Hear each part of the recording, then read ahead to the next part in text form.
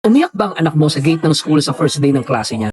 O baka naman ikaw yung tipong over-prepared pero si baby naman ang hindi ready? Alam niyo ba guys na ang batang excited sa bag pero takot sa teacher ay may mataas na sensory awareness? Sign ba yun ng pagiging iyakin o senyales lang na matalas ang pakiramdam ng anak mo sa paligid niya dahil naging scouting pa siya kung safe ba ang bagong teritoryo niya?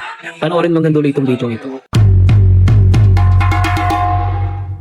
New day, yung parenting topic na naman po tayo, mamis at daddies. Pag-usapan naman natin guys, itong transition sa school. Minsan nakaka-stress kapag lahat ng bata ay tahimik na sa loob, pero ang anak mo parang ayaw ng bitawan ng binti mo sa tapat ng gate. Pero sa totoo lang, ang school ay ang unang malaking social gate nila. Ang amoy ng floor wax, ingay ng ibang bata at mukha ng bagong teacher ay isang malaking sensory overload. Hindi sila ayaw matuto, sadyang scouting pa sila kung sino ang pwedeng pagkatiwalaan sa bagong mundo nila. Kayo mami at daddy, team iwan ba agad kayo para matuto maging independent ang anak nyo? O team silip sa bintana muna na kailangan makita okay si baby mo bago ka umalis? Mag-comment naman kayo dyan at pagtawanan tayo. Ito guys, ang mga tips po na ibibigay namin sa inyo para sa school readiness strategies na pwede natin gawin. Una, school visit before the day. Ituro muna natin yung anak natin sa school bago ang first day guys. Pakita kung nasa ng playground at ang banyo para maging familiar muna siya sa paligid niya. Pangalawa guys, no, short and sweet goodbye. Huwag pahabain ang paalam mami at daddy. Kung nandiyan na si teacher, isang hagad, isang kiss lang. Sabihin mo na babalik ang kandidato mamaya anak ha. Mas matagal ang paalam, mas tumataas ang anxiety nila. Pangatlo guys, no, the love button trick. Iguhit mo isang maliit na heart sa palad niya at sa palad mo. Sabihin mo na kapag pinindot niya yon, nararamdaman ni daddy na namimiss mo siya. Magsisend si daddy ng yakap niya. Kaya sa huli guys, no, ang pag-iyak po sa gate parte ng paglaki ng anak mo. Papaisip ka na lang talaga, nakanyari. Yung bag mo na may gulong, iniiyakan mo para mabili. Pero ngayon nandito na tayo sa school, bakit pati yung gulong ng bag mo ayaw nang umikot sa takot?